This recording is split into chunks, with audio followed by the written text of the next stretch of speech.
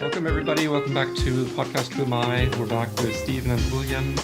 And as you know, one of our favorite topics is mental illness. It's been a personal topic it's been a big topic in our personal lives. It is something that we see around us and wish we could help more. And I think one thing that we can start with in helping other people is just sharing our own experience, our own insights in what we've learned, how to deal with these types of life situations, and just coming to terms with it, being more comfortable with it, not feeling like we're the only one. That is already a big help in itself. And so in the past, we talked about depression and anxiety. You can find those former episodes on our homepage, whoamipodcast.com, and watch them or listen to them. And today our topic will be OCD. That is short for Obsessive Compulsive Disorder. And I thought we could start out by sharing our personal experiences and then see if this has any and how much application to other people who don't believe that they are suffering from it, but they might just be able to get something from this discussion anyway, because I believe that everyone has something like OCD, but to varying degrees. Anyway, we'll get into that in the second half. Maybe discuss what sparked this that you told me before we started recording, like Right. A little bit about what made you to think about this. Because when you told me that, asked me, should we do one about OCD, and then you discussed a little bit about how unwanted thoughts come into our head and stuff, and I was very glad that you had asked to do that, because I hadn't really thought about OCD in that way, because it's just another level. Like, it's more, again, compulsion, obsessive compulsive disorder. And so I was like, this is gonna be a really fun topic, and I was like looking for not in a educational way, because again, it's a difficult mental health struggle. Yeah, let's make OCD fun. Great. And terminology, but yeah, go for it. Okay, so motivation. I was in a discussion with several friends, and we're talking about how we deal with unwanted thoughts. Thoughts that just pop into our heads without us deliberately or voluntarily coming up with them.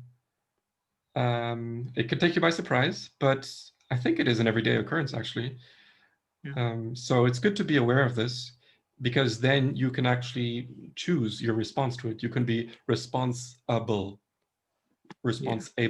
to choose your response rather than being a passive object or a victim of those thoughts. So one of them said, you can say no to your thoughts. You can choose to think something else. You can take control of the story that is being told in your head. Another one said, you can sing a song, or at least think of a song, and that will then clear your head of the unwanted things up there, because apparently there's only room for one thing at a time. And I think that's not very accurate, but sure, maybe one main thing. Obviously, it's very mayman's way of looking at it, but yeah, there's one dominating thing, I guess, maybe. Yeah, we do multitask, but one active, one conscious thing. Surface thought, maybe, rather than conscious thought. And then I thought, this sounds like this treatment is too superficial, at least from my personal experience. So I explained to them what OCD is like from a first-person perspective, because if you haven't had anything like it, you probably can't understand it. And it's, I guess you can know about it in theory, but I explained to them what it's like when a thought gets stuck in my head and just goes round and round. What is that called? Rumination. And I just can't seem to shake it. And it can make me pretty crazy. And at those times, distraction is probably the best way for me to deal with that. But it has to be quite an intense distraction, though, doesn't it? Because it has to kind of counter the intensity of the compulsive thought. Yeah, that's pretty true. So it shouldn't be something like working, that is something that you have a hard time focusing on anyway. It should be. So in my case, I love to watch streamers play Super Mario, different Super Mario games online, and it just captures my attention because I love following Mario's adventures, basically, and seeing the person's reaction. So I love it when you can also see their face on the screen, because it shows their emotions, and then you can kind of put yourself in their place. And that's better for me than actually playing games like Super Mario, because I will quickly get frustrated with all my failures, and that is counterproductive. So seeing someone else fail at a game is actually entertaining. But Yes. when it's myself, it will just increase the tension inside of me. Again, it's such an interesting strategy, like to adopt something that you yourself wouldn't be able to do necessarily because it make you more frustrated or whatever, but actually experience what the other person is experiencing to again help distract you from whatever frustrations you're feeling, like obsessive thoughts or whatever that you can't get rid of. Again, it's a much more immersive method than just saying no or singing a little song in your head or whatever, because again, when these compulsive thoughts get into our heads, because I, I don't think I personally have like a strong form of OCD at all, but I know in the past, like you said, that anxiety and um,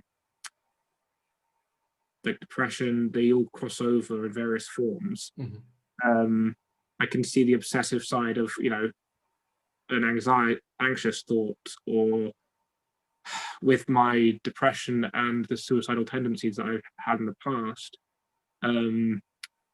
It's again like a compulsive thought. It's like where, like in my brain, it's there. It's not like I'm choosing to have this thought. It's just a thought that appears, and it just stays. It won't go away. Like something will trigger it or whatever. Thought will come into my head, and then it'll be why? What's the point in living? All this kind of again obsessive and compulsive thoughts and potentially actions. And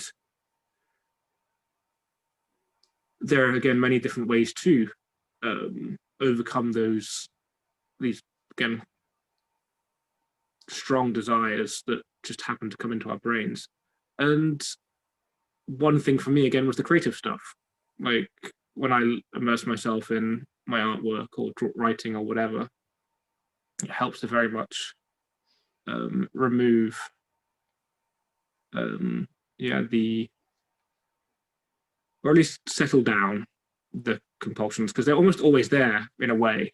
Like I don't know what it's like with your OCD, if it's sometimes like quieter, louder, sometimes completely gone. I don't know. Yeah, I'm not sure myself, because this just goes on in the background. Sometimes I suppress it. Sometimes I try to deal with it, and that's sometimes possible, but not always. I would like to distinguish, first of all, what the words obsessive and compulsive mean, because that can be confusing in itself. So from what I've read, an obsession in the context of OCD is the train of thought that you have that seems just to have a life of its own and is really difficult to control or switch off or ignore. So we've already mentioned that.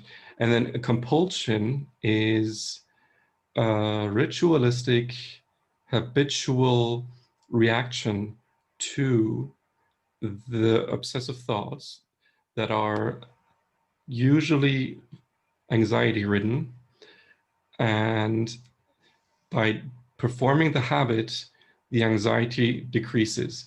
So one of the most well-known examples is washing your hands, or maybe eating in general, or I don't know, touching a doorknob. I don't know. These are the things that you hear about in the media. I can't think of other examples, or I don't know, clicking your heels or something. And as you say, the washing the hands and the doorknob stuff, it comes from the anxiety potentially of, you know, bacteria Yeah, or it actually nothing. all has logical origins. You can, like, once you analyze these things, usually with the help of a therapist, you start to see a causal train of thought, that those obsessive thoughts are not just random, but that your anxiety is actually rooted in something. And maybe the root belief where it originates is weird and doesn't make sense to you, but then the following steps, the causal steps from there, can kind of make sense. And that is a great step on the way towards healing your disorder. So when is it a disorder? Because everyone has fears and thoughts that they didn't choose to have, and do things out of habit. That's totally normal. But when does it get to a degree of disorder? When you can no longer work full time, when you can no longer, Yeah, like, socially, economically. yeah, or look after yourself, take care of yourself financially. Um, when you're, yeah, so if it's, it can be a social anxiety, for example. So, like, I've had a few close friends that have had, and family members that have had quite severe OCD, where things like locking the door 4 or 5 times, well, checking the Yeah. door before you leave the house. And over the years, at first, because I was younger, I didn't really understand it. It was very frustrating. It was very much like, well, come on, let's just go. You know you've locked it once. Mhm. Why are you having an issue? And then now, in like being a more mature, experienced, I can, you know, see and understand completely why that's a thing. And what fascinates me is, because it's an obsessive compulsion, in a way, it has to happen to a degree. There has to be, for some people, it has to, you have to go through that process. But if you let it keep going, it becomes unhealthy, if that makes sense. So the obsession becomes more obsessive. Like most things, if you don't rein it in, then it can just spiral out of control. So, like you say, you go find a Mario to watch with someone's reaction so that the obsessive compulsive thoughts or don't become too much. And with people that I've known, I've seen over the years it get worse and worse and worse because there's nothing they do to Mhm. either resist or um, change or help them with it. They just, if someone tells them no, you really shouldn't be doing it that much, they will get defensive Mhm. and be like, no, it's my OCD. And that is true, it is their OCD, but there has to be a give and take between, in my opinion, I don't know what actual therapist would say, but from what I've seen, there has to be a rein it in so it doesn't get out of control over years and time. You have Mhm. to try and heal and work with um, the thoughts and then the compulsion. Yeah. Yeah. Another thing that I've read is called something like the fear trick or something, where let's see if I can remember this. So you have a belief that something terrible will happen, right? So usually the root belief is something that you built up in your childhood, where someone left the stove on and then the kitchen burnt down or the whole house burnt down. And then when you're an adult, you keep checking the dials on your oven, on your stove, to see that they're all zero. And you keep checking and checking and checking, kind of like the bolt on the Associate door. you associate that one experience to all other experiences related to it. Yeah. And so you are afraid of the house being robbed or burning down. And then you frantically check and check and check. And then after you realize that the house is not burnt down, you say, great, it's good that I checked so much, because that only, if it weren't for that, the house would have burned down. So it was actually good and necessary for me to be so hyper careful, and therefore I will keep doing it. So that feeds the belief, that strengthens it. It strengthens belief, and it's so easy to form the belief patterns in our brain. That's really easy to do, but to unravel them is so difficult. Yeah. Like it's so strange that if it was as easy to unravel making that thought pattern, life would be so much easier. I don't understand why. I don't understand why it's so easy to form those relations and connections in our brains, and then not just go, oh wait, hang on a minute, this has become unhealthy, and Yeah. then switch it off. Like, it's so strange that it's not as easy to unwind it as it is to make it. Right. No, that's a very good point. My theory is that these beliefs are formed very quickly and go very deeply, stay there for decades, until they're a huge problem in our lives, because they are connected to survival instinct. So Okay. Yeah. the fear that you have is usually of dying or of someone hurting you, Or severely. yeah. And so when so I don't think I had any physical abuse in my childhood. I'm not sure about verbal. I don't know. Anyway, children are very sensitive, so what we think is a normal disciplining could be uh, experienced as abuse on their part. Yeah. So it can happen quite quickly and unintentionally that way. But it's very likely that you have a trauma for the rest of your life if you were abused physically or sexually. Anyway, when the child feels that it's about to die, and then it develops some protection instinct, and so that will be so ingrained in them so strongly, so deeply, that when something in the future that is associated with it, that is totally harmless from a rational perspective, happens, then the child feels the same instinct and just suddenly becomes angry or gets that fight or flight instinct, and you think, whoa, that was a totally unwarranted reaction. Why did you suddenly attack me like that? Or why did you start shouting when I just mentioned that topic? And so there is a good reason for it. It's just so well hidden because it's in childhood, and the way that children deal with trauma is to suppress, and they are aces. They are perfect at it. Oh yeah. Well, we're taught to, aren't we? Because well, we're not taught to, but we're like,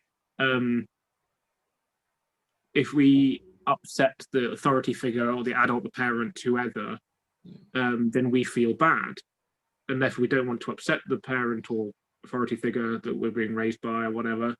Then we suppress and we hide all these thoughts or whatever and emotions because we don't want to upset them. Because children are very empathetic and sympathetic. Like, oh my goodness, it's incredible. Yeah. On the topic of parents, I just realized recently how much I thought of my father as a protector, and I imagine this is common. But obviously, as a child, you do need protection, like physical protection, or just where does my everyday food come from? I don't know how to take care of myself. I need someone to do all that for me. So there is definitely a dependence relationship. Yeah. And it's then healthy to get rid of that, to shed that. And that's where a lot of conflict comes from when you become a teenager. And then again, when you move out, and hopefully your relationship with your parents will change to one where you are on the same level, where you are friends that help each other out, rather than the parent expecting every advice that they give to be taken by the child and not taking any advice from the child because there's still that hierarchical relationship. So I think that's a common problem. I was lucky to have that broken kind of because of the like my parents getting divorced and stuff. So it was like mum raised us, and from a very early age, it was like, okay, father figure's gone. I still see them like every couple of weeks or whatever. When I was like 8, 9, 10, and then my mum got remarried and stuff, and then there's a whole bunch of interesting like development there. But at that young age, it was never like ingrained in me that one has to be protect or provide. It was one of a partnership should have to protect or provide or whatever, or I project that. It was just like mum did it all, so it was like I didn't I didn't see any difference, I guess. Yeah. Bless her.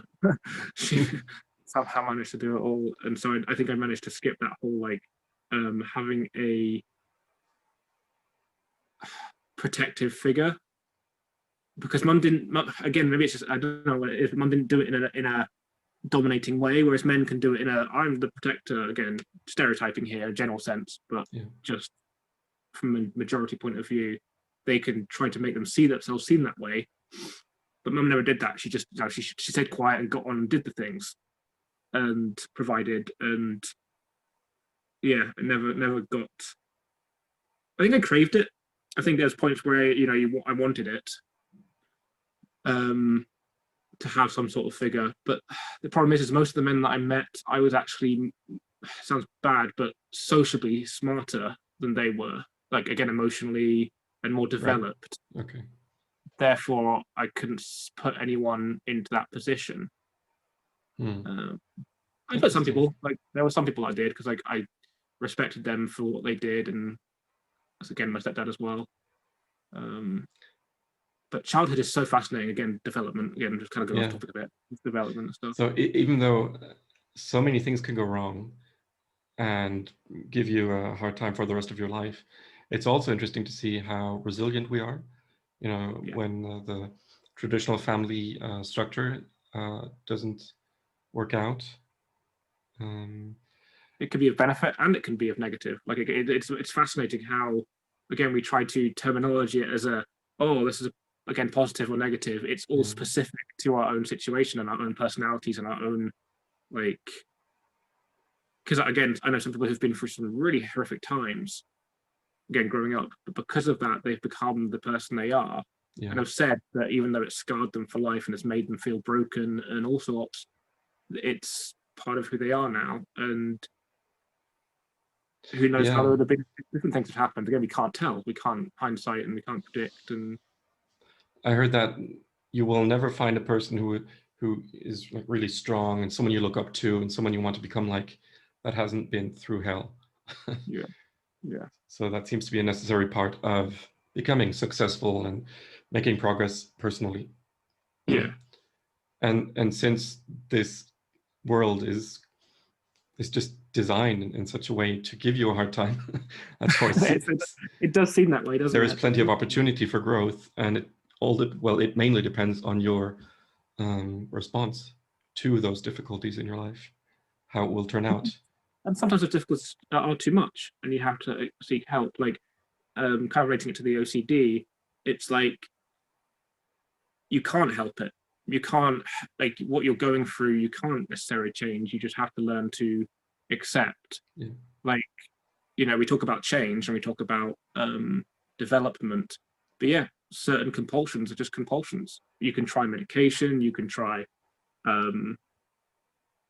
like therapies and your own personal growth, but sometimes it just can't be changed. Like, there are certain times when it's so intense that it's just learning to adapt and learning to be patient, and people learning to be patient. Again, it's society sometimes is often sometimes the problem.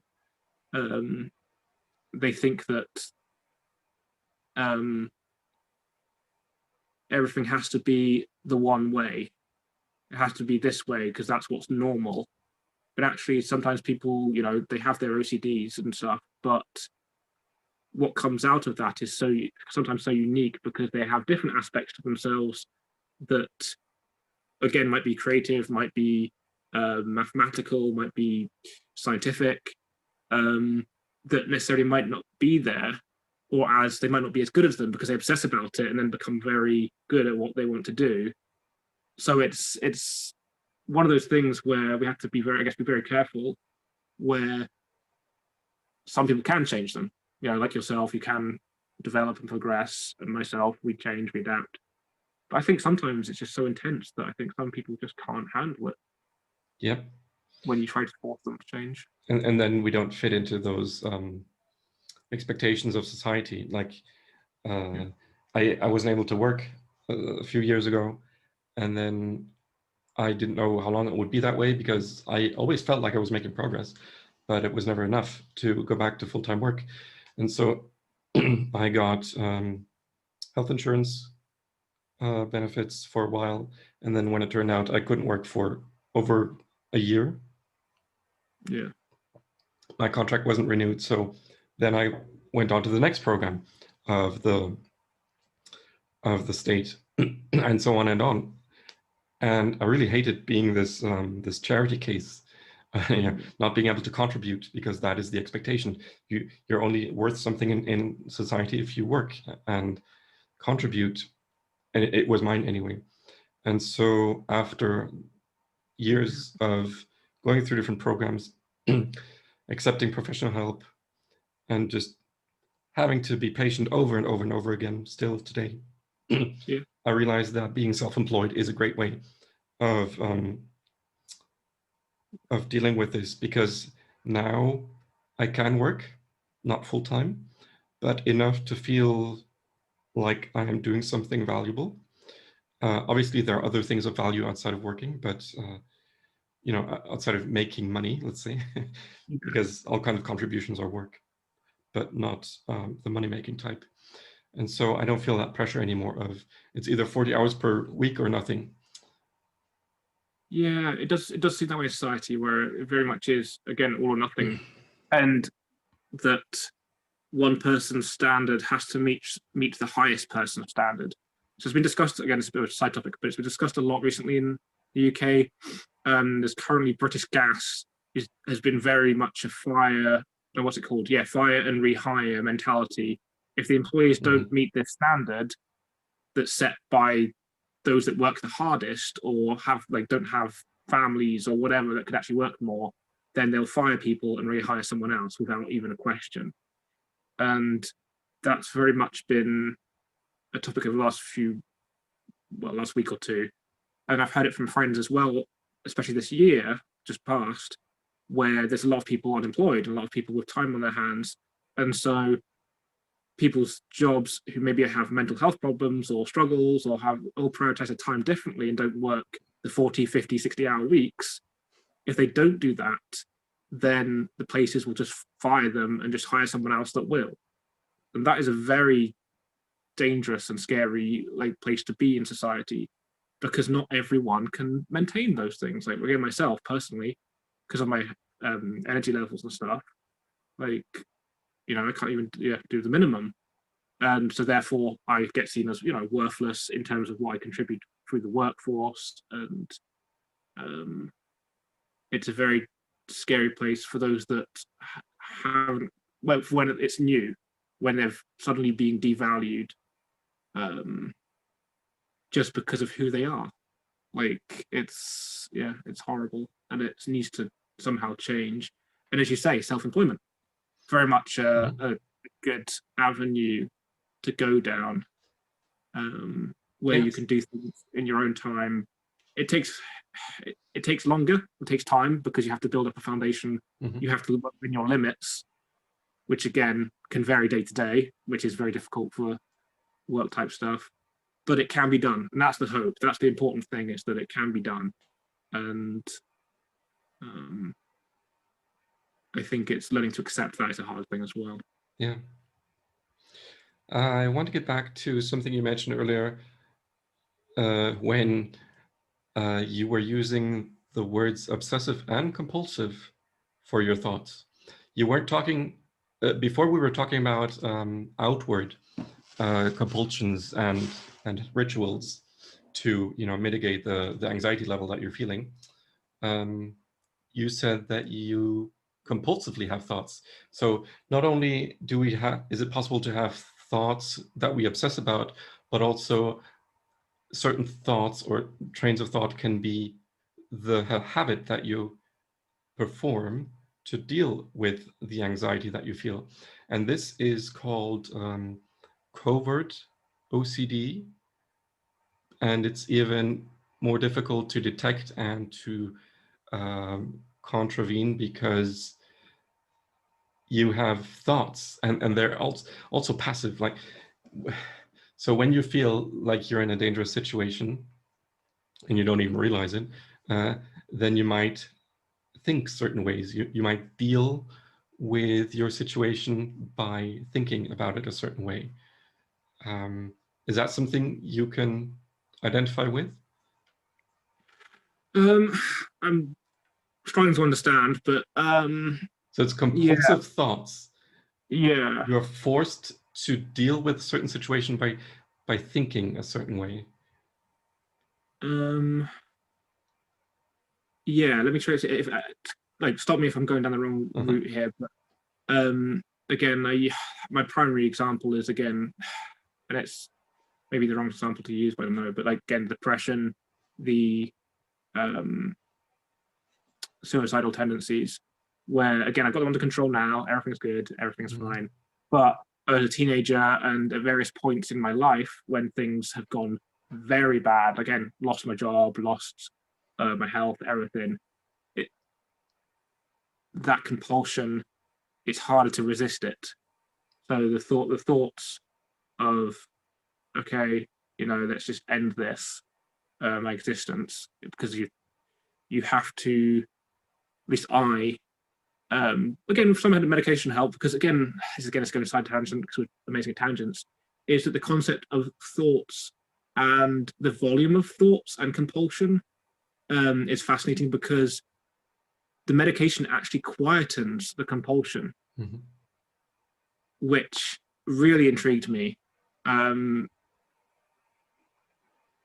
because I was like, okay, this pill I'm taking is actually affecting my thoughts volume and my desire to act upon those thoughts.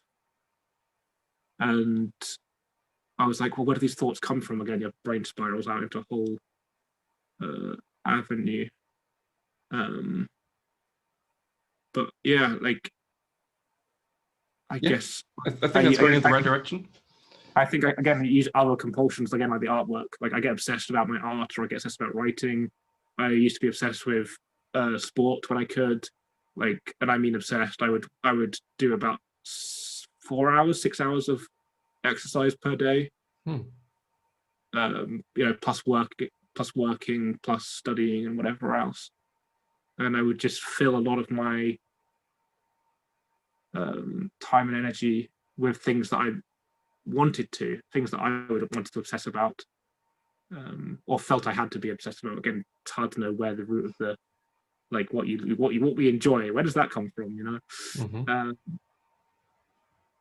A lot of but yeah, people like to do sports when they have thoughts that are out of control, or yes, when they're depressed and anxious, because the the hormones are that you produce are yeah. antidepressive, and it's a great distraction. So it's like And you taking can back control. and you can also, yeah, that very much so, that, but also you can see the physical outcome of it over a Mhm. period of time. So I loved being able to see that I could go for a run one week, and then within 2 or 3 weeks have improved the time Mhm. of that, like the time, how long it took to run that distance or whatever. Um, because you can quantify very easily the um, productivity, or whatever you want to call it, or progression. Um, Right. So I and think you're talking. which made me feel good about myself when I was depressed. So I could, like, counter the so two sides to it, as you say, the chemical reaction, but also the Mhm. obvious physical. Are you referring to the negative filter? How how your brain filters out all the good things about you, and you think you're a terrible person, and you think you never amount to anything. But but That's then but then this so sports and other things like that, like outward things, are actually evidence of the yes, opposite. yeah, yeah, yeah. Mhm. It was definitely, again, yeah, it definitely helped with that. So I've never been a sporty person. I've never really enjoyed it. I am a very analytical person, and that is maybe because that is maybe the reason why my compulsion is to think when I am in threatening a situation that feels threatening anyway, because I will try to think the situation to death. Maybe you can identify with that. I will try Yes, to understand what's going on and how. productive is that in your experience? Not very. Like, again, all these things can again actually be used, if used in a certain way, are very productive. But if it goes too far, that's when it becomes like, with the over-analyzing thing, I call it analyzing every variable. So if I'm like we talk about, it comes again from fear or worries. If I worry about the future and what might happen, or if I've done something wrong, then I'll think about every single possible way that I can to fix or change, and then I have to try and pick one. That's the hard part, is once you've got all those different data in your brain, to then try and just follow and act on something becomes very difficult, because you've got so much just white noise of data, and you just work yourself up into a, like, it's too much, we can't handle this, and then you end up just doing nothing. Yeah. And then you feel bad because you've done nothing, and then it just spirals. Right. Now I tend to just be more impulsive. Like, I need to find a middle ground, but now I tend to just be like, okay, I'm just picking that choice, and we'll see what happens. It's interesting how easy it is to judge a situation from the outside. I was recently talking to a friend who is uncertain about his career path and his life path, and I was listening and listening, and I thought, okay, yeah, I think I've been in a similar situation, and I told him, just do anything. Yeah. And you can always correct course later. And he said, it's easier said than done. So it is, but at the same time, I think it's the most effective way. I think it is the most effective way to do things. Yeah, I was even surprised to hear those words out of my own mouth, because I hate receiving advice like that. Yeah. But it was kind of obvious to me from an outside perspective. Yeah, because it feels too, like, to us, it feels too, again, chaotic or too irresponsible to just be impulsive like that.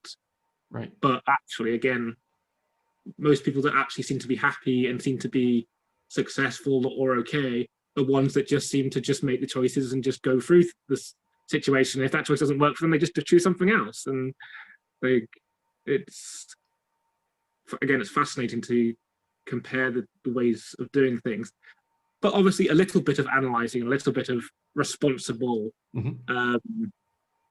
like,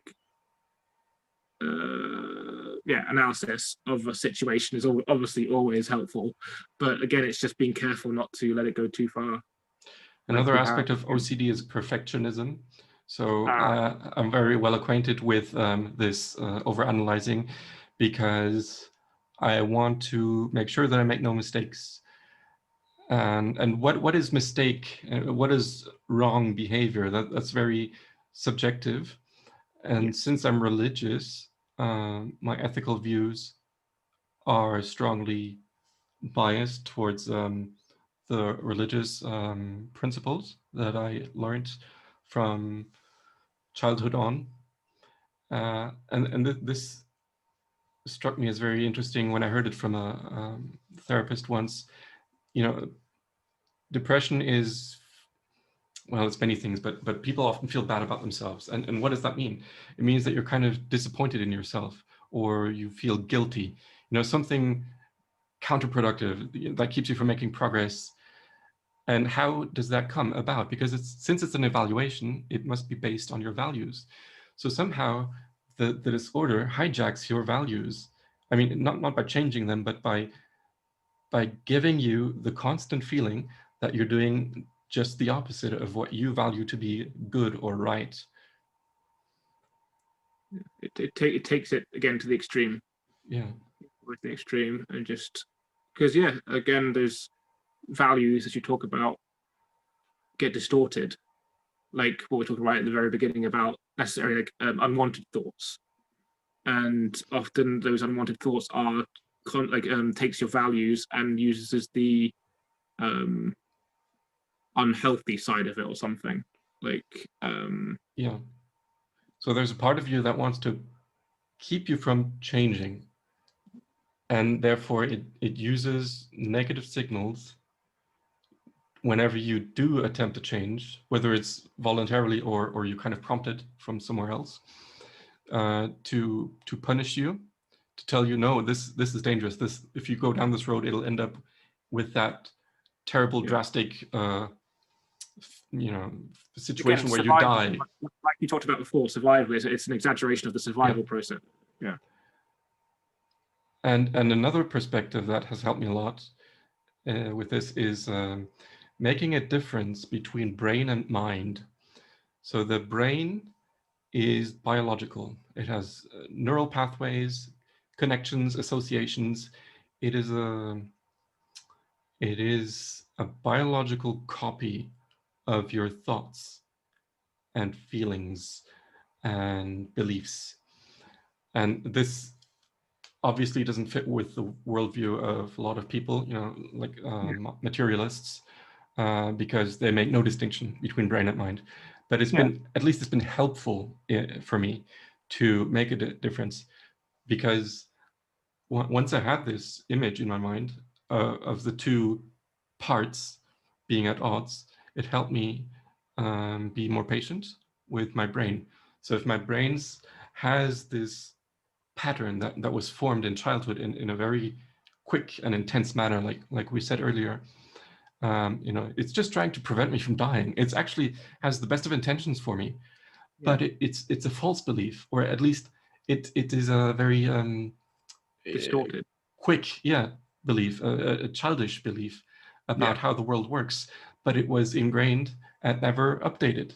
And so now, as an adult, I sometimes react in a way that a very uninformed, dependent child would behave, because my brain just wants to protect me from dying. So how can I change those very hard set paths in my brain? I challenge them every so often a little bit, and then I get the feeling, oh, I'm going to die if I keep thinking this way. The funny statement that I use all the time is baby steps. Mm-hmm. And after you're talking about, you know, childhood development and how it happens so fast, we have to do the opposite as an adult. We have to take it slow, and we have to do it little by little. It's fascinating, the different changes, because we have to push them. Like, again, with my anxiety that I had in the past and stuff, which I still have now, but because I've pushed and pushed and pushed to get out of that over years, even a decade now, I'm much more confident. Like, again, the anxiety comes from fear, can be obsessive, can lead to compulsive activity. And I had to go and do things out in the community, out in social situations, little by little, and change my response to it. So part of the equation is how you deal with the situation afterwards. Do you go away and cry about it and think, oh, I did terrible? Or do you find the success within the situation? Because, again, truth and success mostly are relative. So, for example, if I walked out the door and got 10 steps outside before I was too afraid and had to go back inside, I could go, oh, it was terrible, I only did 10 steps. Or I could be like, wow, I did a whole 10 steps. You know, it's too, like, it's how, again, the mind affects the brain, like you talk about. And that was very much what I had to learn to do, is I had to learn to just be like, okay, my perception of my, again, success or development was what was dictating my development. So once that kind of checks, I think it makes a massive difference, I think. So what we're talking about is called confrontation therapy. And when I first, accepted that I need to deal with a disorder, that I have a disorder and that I need help, I was absolutely not open to confrontational therapy. But with time, I realized that it's kind of the only therapy that is effective, because you need to somehow break those neural paths that have been set, not violently, not with chemistry. The chemistry can help loosen it a bit so that you have more freedom to work voluntarily. But in the case of, let's say, locking the door over and over again, it could be let someone else lock the door for you. And then you have to trust that person that they actually locked it, and you're not allowed to go back and check. Or don't lock the door, leave the house and don't lock the door. It's literally painful for that individual to do that. Like, it is so aggravating. Like, the extreme kind of case of this is people that have, like, autism. Like, people that have autism, where things have to be a certain routine, otherwise they mentally or physically just can't cope. Mm-hmm. And you go down the scale, OCD is close up there to it mentally being painful, because that compulsion to go and change or go and check it yourself and all those kind of things, it can be agony. But as you say, over time, again, personally, for most people, again, this is generalizations, for most people, they can work through it, learn to trust people. Again, it might take years, it might take decades, but bit by bit, it's so worth it. It's so much better than going down, okay, for 1 year, you're doing it 3 times checking. In 2 years, in 5 years, you're doing it 10 times checking. Because again, there very rarely is a neutral. Right. It either goes one way or the other. The obsession will get more and more and more as it's reinforced, or it'll get less and less and less as it's exposure therapy, or what was the term you used? Confrontation therapy. Oh, right. Yeah. I was thinking German again. You're right. Officially, it's called exposure therapy. Exposing yourself to the danger. Confrontation sounds good to me. Like, I was like, yeah, that's either or is. Mm-hmm. But that is something that cannot be forced on you. So no. If someone else feels that they're doing you a favor by exposing you to something averse to you, then that can actually deepen your trauma. That can be abuse. That literally can be abuse. So it is something that you need to decide for yourself to do. Excellent point. And it's what that activity is depends totally on your compulsion. And since in my case, my compulsion is based in thought, I can just lie there. And so most of the time, my self-therapy is just lying there in bed and then exposing myself to beliefs that I usually avoid for fear of dying. Yeah. And just yesterday, I was able to do this like in full control. I could think a dangerous thought and feel like I'm going to die, and then distract myself, and then think it again, and I just went back and forth. And over time, that fear reaction leveled off. So a therapist explained to me once that usually you're, like in the beginning, you're, this is the graph for the, I don't know what the hormones are, but the fear in your body, there is a mental part and a chemical part to it. And it will shoot up if you're in the situation that you usually try to avoid. And then with time, the feeling of danger levels off. Well, starting is the hardest part, isn't it? Starting is the most difficult part because it's the most intense. You're closest to that level of fear, and that's why people don't change, right? Because that initial step is the most difficult. Yeah, you kind of need to push yourself over and over. It's not just one thing. It's not something like you keep saying that happens by itself. You actually need to do something, whether with direction from a professional or a mentor or someone else who's been through something similar in your family or your circle of friends. That can always be a big help. Someone the same age is usually more helpful, I find, than someone from a different age group. And then just challenge yourself and your comfort zone. And then that level of fear will not shoot as high every time. It will. And talk to people about it as well. I think it's something that I would encourage, because that helps to keep it.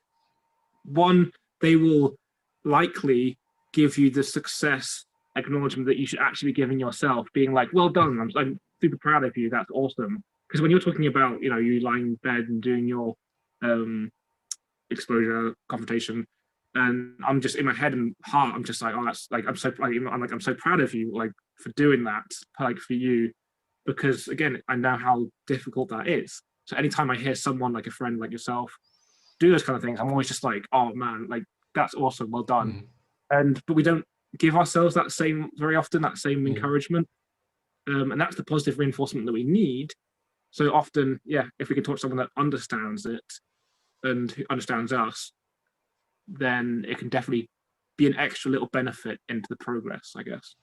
And you're not hiding it anymore. So I used to have a double identity, I guess you could say. One is always happy, always sociable, always doing or interested in whatever everyone else is interested in, and then save all the pain and loneliness and anxiety for later when I'm on my own. But Yeah. actually, you should be one person. I mean, that's the healthiest way to live. And you should be, and when you do dare talk about your weakness to other people, then usually I'm surprised that how well they take it, and that they don't just try to get rid of me out of their lives and try to There are judge me. individuals that are a nightmare, but actually most of humanity actually are very compassionate. Yeah. They may not understand necessarily the way we want them to, but actually most human beings, if you're one-on-one without a group situation, just chatting to them, actually most people will try to understand in their own way. As long as, unfortunately, if they don't have work to do, or if they've got the free time, because that's also an important factor, is that a lot of survival in our societies means people they are actually too busy to be able to help and be compassionate the way they actually probably want to. And so therefore, again, it's finding the right people that have the time, energy, because again, a lot of it actually is just circumstantial, like when people can actually help or not. Yeah, you need to be in a good place yourself in order to have enough capacity left over to help other people. But then once you do, you actually gain something from being there for someone else. Yes. It's a virtuous cycle. It is. So finally, I wanted to see if you agree with this thought that I had. I think that illnesses, especially mental illnesses, I would say, cannot be categorized so strictly into this is ADHD, this is anxiety disorder, this is OCD, this is social anxiety. Actually, they overlap so much that it's not always helpful to distinguish so sharply between them, and that everyone is affected in some way, and it's a matter of degree. So like I said earlier, it's considered a disorder when it keeps you from being able to lead a normal life, a sustainable life, independent kind of life. But I believe that everyone has false beliefs inside of them. Not because I'm an expert. This is just kind of an assumption I have about people, because I do from time to time observe that someone reacts to something in an irrational or intense or exaggerated way, and then I don't right away just try to explain to them, oh, well, this fits into the pattern I just read about. No, that's usually not helpful. But that everyone has, is affected, but maybe they just don't mind getting on with life and pushing away the problem until a later time when they absolutely have to, because it's so painful. Yeah, and that's okay. Like that's the people are allowed to do these things. It's Sure. like it's a struggle at times, because again, especially if it's close family members or friends, because you care for them so much that actually you might want to help them. Because I have in the past wanted to share these things and whatever else, but it wasn't until my brother, for example, went through a situation which caused him to have extreme anxiety that he then confronted, as you say, a lot of the false beliefs.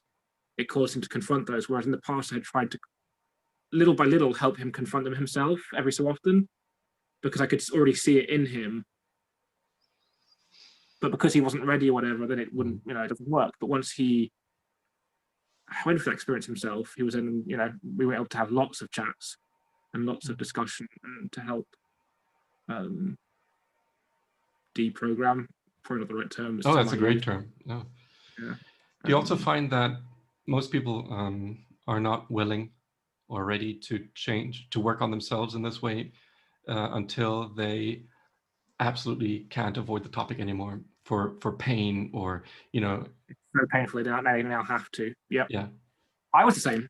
There was many things that until I got pushed right to the. And the thing is, before that, I wasn't that like, it wasn't like anything was that wrong with me, or like, if that makes sense, or like that unproductive with me.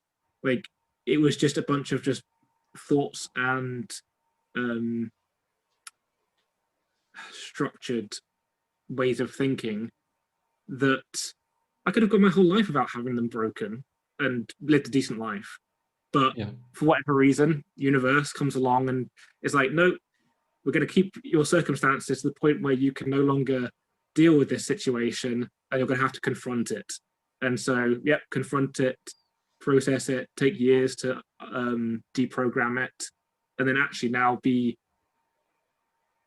much happier in myself and who I am, and more open, even more open, because I'm still pretty open, even more open to differences in, you know, personality, in loving people no matter what, in yeah, a whole bunch of different things that were slightly jaded beforehand.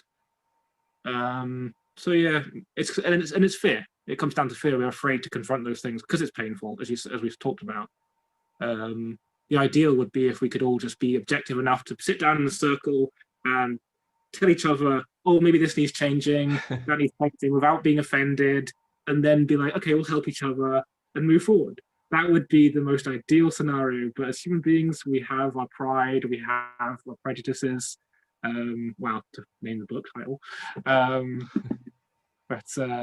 Yeah, but going back to what you're saying about the anxiety, depression, all under the same spectrum, is, I think, again, like we've talked about before, is often it needs to be categorized to help us understand it. Yeah. But actually, it's all in the same sphere. It's again, it's all part of the big whole. They cross over, as you say. They all come from.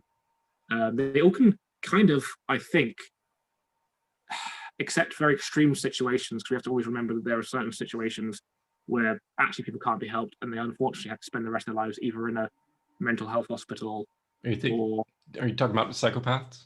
Yeah, having been in a mental health hospital for a few months because of my own things years ago, I very quickly became aware that actually, no matter how much medication you give someone or therapy you help them with, actually there are certain scenarios, certain people that their chemistry is so warped, or their conditioning that they've been brought up with is so intense, or they're so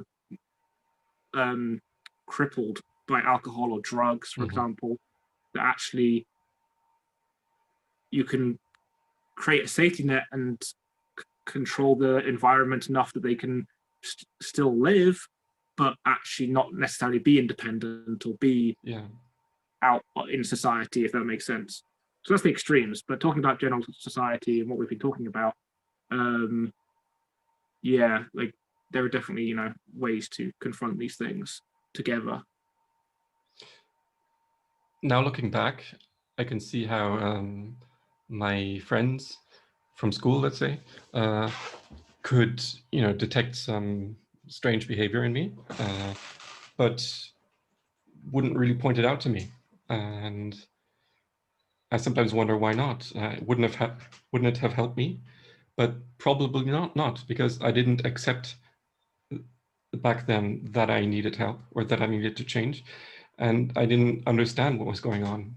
So I didn't see the need. I wasn't motivated to change, and it would have been too difficult without the motivation of extreme pain or anxiety or loneliness or whatever you're going through. But now that I have accepted that I need to work on something, I no longer need that extreme low in order to get me motivated. And now I don't want to stop working on myself. You know, even though I'm all right, I'm in a situation that is kind of sustainable. Like I said, it's not full-time work, but it's where I have step in the right direction. In kind of enough happiness to not have a terrible life. But I'm confident that it will get better. What was I saying? Now I just think of it as self-development. You know how there are tons of self-help books, and how some people think that they're all just for loonies and I don't need help. I get by just the way I am. Well, in a sense they are for mentally ill people, but in another sense they're just for people who want to work on themselves and improve themselves. Because once you see how amazing this change can be, how much it can profit you in life, I just want to keep working on this stuff. it's about, in many ways, it's about freedom. It makes you feel free from your constraints and your chains. Like, because there are certain things about ourselves that we become slaves to, like a compulsion or like anxiety. We become enslaved by them. And if we can free ourselves from them or work with them, then yeah, we feel individually more free, and that's always a good thing, I think. Yeah. Like I said, I want to talk more on the topic of freedom in our episodes. So it's nice of you to finish on that. If once we get all the blocks out of the way in our brains, in our minds, in our lives, then what's left over is natural and pure and works well the way it would ideally. So we just need to keep what works and get rid of what doesn't work. Yeah. And it becomes a natural process. Like the start, again, as we talked about earlier, is always the most difficult. But the more you go through a process of self-development, it becomes less of a conscious self-development. It just becomes habit, and therefore you're constantly, without even realizing, developing different strategies and different new thought patterns, or breaking the old patterns or whatever, that enable happiness and self-awareness, and I think I guess more harmony within ourselves and understanding of who we are. When you get rid of all the things that keep blocking you and that keep causing you pain, then eventually you actually get to a level where you start being more creative. You start building and increasing the good things rather than just decreasing the bad things in your life. That's an amazing place. And we hope that this discussion was helpful for you out there to maybe identify with this train of thought yourself, and find that there is something you can do for yourself, that you are valuable, that you are a person worth living, worth spending time with. And I certainly believe so, and I hope this can somehow empower you and enable you to see that there is light at the end of the tunnel.